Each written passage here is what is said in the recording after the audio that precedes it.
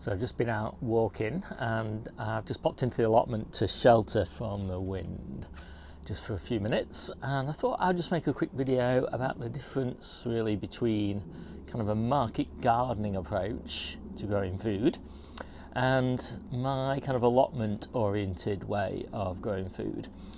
And I think, I was thinking about it as I was walking, and it's always struck me, because I watch a lot of market gardeners and I've read a lot of market gardening books, that their harvests always look so beautiful and their gardens always look so impressive by comparison with mine. And I was thinking, why is that? And what it came down to for me is that market gardeners are growing at really the optimum times for the optimum yield of a pretty small number of veggies. And so they have these beautiful gardens that are all nice and uniform, and everything is growing at its kind of peak. And typically speaking, they're supplying a few restaurants or maybe a CSA scheme or something like that, and so they're trying to harvest a relatively small number of products. So typically, sort of some of them down to like 4 or 5, up to maybe 12 or something like that, maybe just a few more. And they're generally only harvesting up till about sort of November time and starting again in May. So they've got a relatively constrained growing window.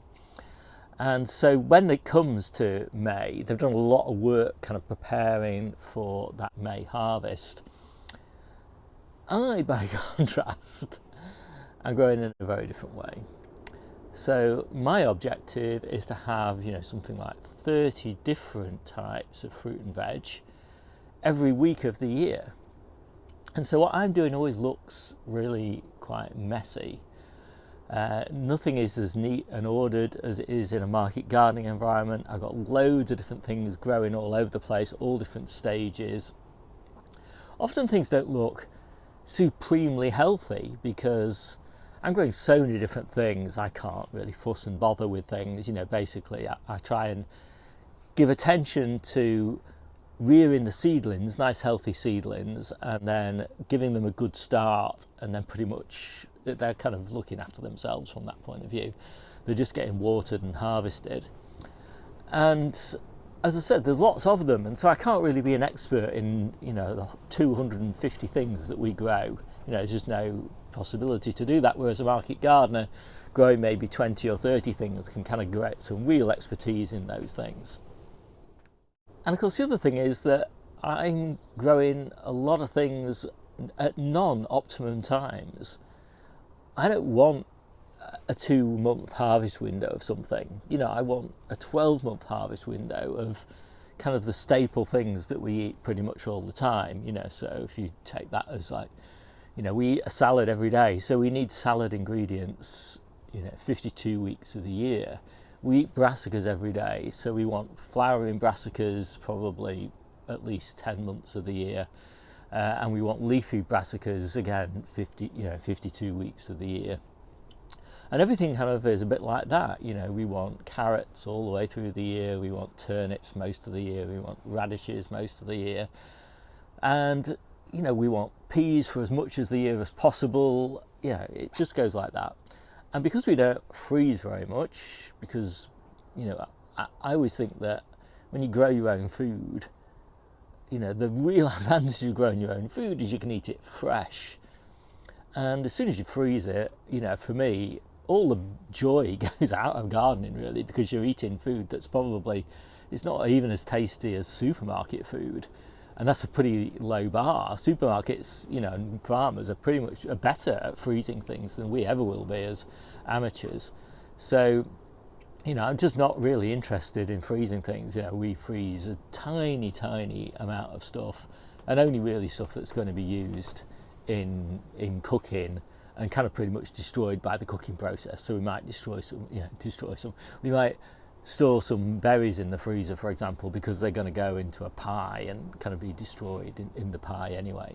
But also, I often think, even when I walk around the allotments, that one of the downsides of the way that I garden is there's never any time to prepare. So beds are never idle. They always have something growing in them, or almost always. Right now I've probably got a couple of square meters of beds waiting for something to be planted in sort of late February and March time, and there's just nothing that I can actually plant in them during winter because they're not protected from the elements and whatever, so there's just no point. But 95% of my beds are fully planted all the time, and so there's no concept really of getting ready for any time of the year. Everything is already ready, it's already in production, and it just gets cleared on one day and kind of replanted 2 or 3 days later at worst, and often on the same day. So this concept of using winter or using early spring as a time to prepare for an abundant summer just doesn't kind of occur to me. There's never any time when I'm not gardening.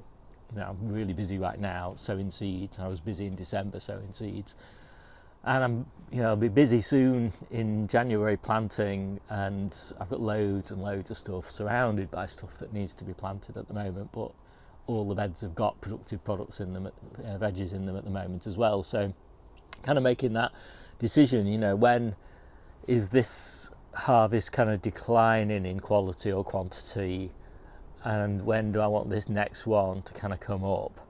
And I'm never at the point where this one's finished really, apart from say carrots or something like that, but I'm very rarely at the point when this one's completely finished before I'm pulling it to get the next one in. So I think these two ways of growing, the kind of market gardening approach and the growing to eat approach, so market gardening obviously is growing to sell. They're really nice complements, well not complements, alternatives to each other. And they're just completely different ways of thinking about gardening.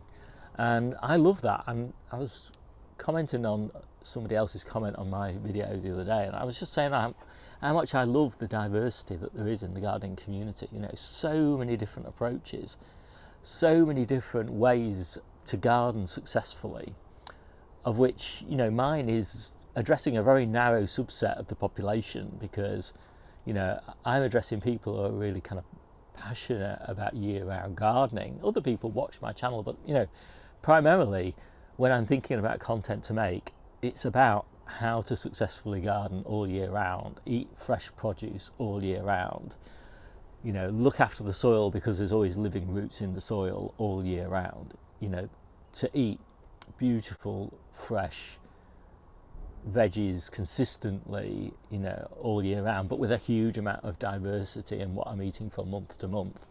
That's kind of what I'm thinking about. I'm not thinking about having a big, short, optimal harvest period of something and then moving on to the next thing, and then moving on to the next thing, and then moving on to the next thing, because that's not the way that we eat, and it's not the way that most people eat. It would be pretty hard, I think, to eat in that way, where you're only eating certain classes of food for a 2-month period or something. It just doesn't work for me at all. But of course it works brilliantly if you're a market gardener.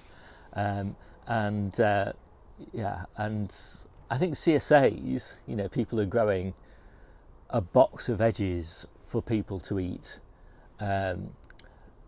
They have a kind of unusual challenge really, because in most situations the people they're feeding are also going to the supermarket to top up what's in the veg box, because the veg box is never a complete diet. It's always only a contribution to the diet. And so they're always competing with the supermarket. And that's one of the things I really like about being self-sufficient, is that I'm never competing really with the supermarket, because we don't go to the supermarket. I never walk down the veg aisle. I never look at the produce in the veg aisle.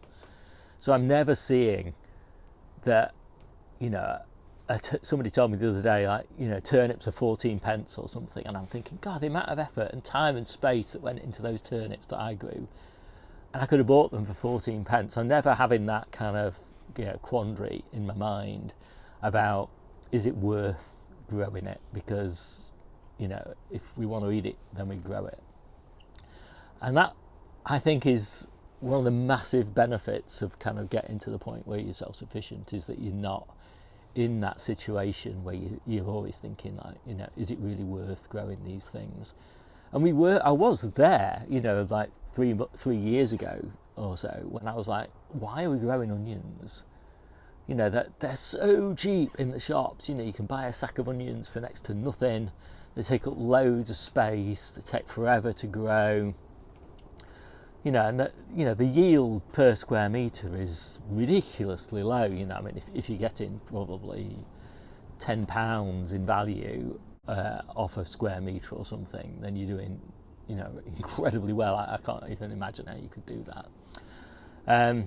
Whereas if you're growing leafy greens, then you're probably getting like £40-50 per square metre or something, and I average about 35 at the moment. I think I've been up at 40, but I'm down at about 35 because I'm growing more things like onions, because we just made the decision that we wouldn't just grow things that were economically viable.